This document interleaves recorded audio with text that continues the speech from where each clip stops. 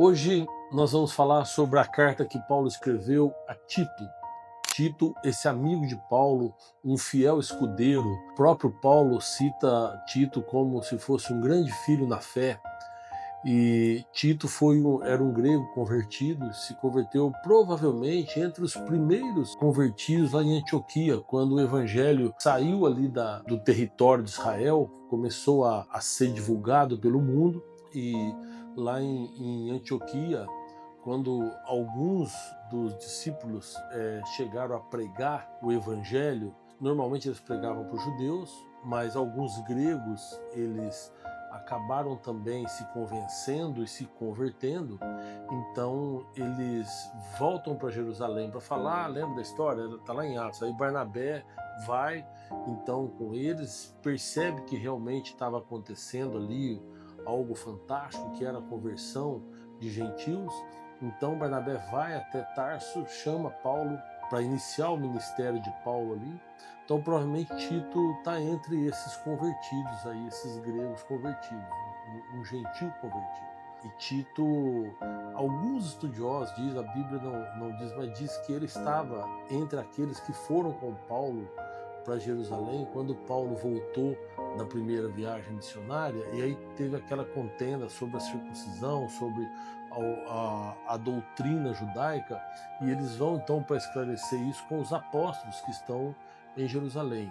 E alguns estudiosos dizem que Tito inclusive acompanhou Paulo e Barnabé nessa viagem a Jerusalém. Mas o que se sabe é que depois disso, aí sim a Bíblia cita, Tito ele vai com Paulo na segunda viagem, e a partir daí ele se torna assim um homem leal, um cristão leal às escrituras, a Paulo, e ele ajuda muito Paulo, inclusive na cidade de Corinto, ou principalmente na cidade de Corinto, que ele ajuda na organização. Depois disso, Paulo envia Tito até a ilha de Creta, ou ele vai com Tito, na verdade, até a ilha de Creta, e lá ele deixa Tito para ele organizar ali a igreja em algumas localidades, em algumas cidades ali na ilha de Creta. E agora Paulo está escrevendo essa carta pessoal a Tito. É uma carta pessoal, mas também conhecida como carta pastoral, por causa do teor da carta.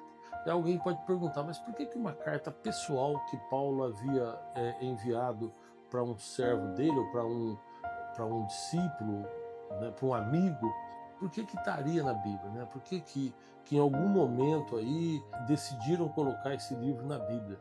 Então eu vou explicar agora. Paulo inclusive cita Tito em Gálatas, cita Tito na segunda carta aos Coríntios, tem várias citações de Tito nas cartas de Paulo. E alguns estudiosos também afirmam que Tito era o irmão mais novo de Lucas, quem escreveu o livro de Atos e quem escreveu o Evangelho segundo Lucas.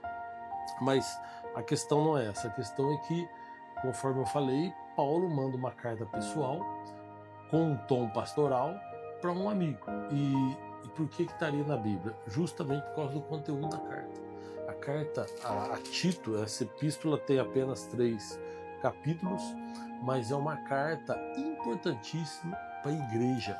Inclusive hoje, a igreja de hoje precisava muito ler essa carta e entender o que Paulo estava orientando. Porque primeiro Paulo ele faz a saudação, como sempre faz, né, se identifica, ele pede para Tito organizar a igreja na ilha de Creta.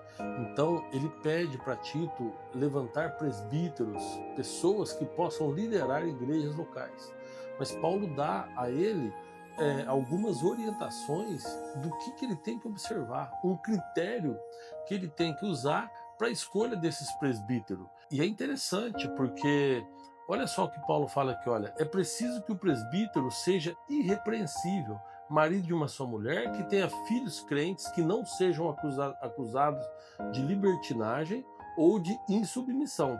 Ou seja, obedientes, filhos obedientes, né? Principalmente a palavra. E ele fala assim, olha, por ser encarregado da obra de Deus, é necessário que o bispo seja irrepreensível, não orgulhoso, não briguento, não apegado ao vinho, não violento. Quantas casos a gente vê aí de pastor briguento, violento, né? Olha só, nem ávido por lucro desonesto. Hoje nós temos quantas igrejas aí, né, ávidas pelo lucro. Estou falando igreja para não falar o líder da igreja, né? Mas eles querem cada vez mais lucro. E Paulo, uma das orientações naquela época, olha só, praticamente quase 2000 anos atrás, Paulo orientando então alguém que vai organizar as igrejas sobre esse caso. E depois Paulo ele pede para Tito também tomar cuidado com os falsos ensinamentos, com pessoas que estão tentando colocar doutrinas erradas dentro da igreja, né? E aí o capítulo 2 ele vem com uma orientação sobre relacionamento. Então, como que as pessoas, como que o jovem deve agir, como que principalmente as senhoras, ele fala que as mulheres mais velhas precisam orientar bem as mulheres mais novas. Fala da questão do servo, aqui cita escravo, mas é do servo com o empregado com o patrão, vamos dizer assim, pede para eles observarem e respeitarem as autoridades. Então hoje, se a igreja lesse a carta de Tito e colocasse em prática, a igreja seria diferente. Eu acho que a igreja voltaria a pregar a crucificação de Cristo, a salvação através do sangue do Cordeiro. A carta que Paulo escreveu a Tito tem só 3 capítulos, você lê isso rapidinho, é de muito fácil entendimento. É uma carta onde Paulo está orientando a igreja de hoje como deve agir, como deve conduzir os trabalhos dentro das igrejas, ok? Então, que Deus te abençoe, faça uma boa leitura, espero que esse vídeo tenha te ajudado. Até a próxima.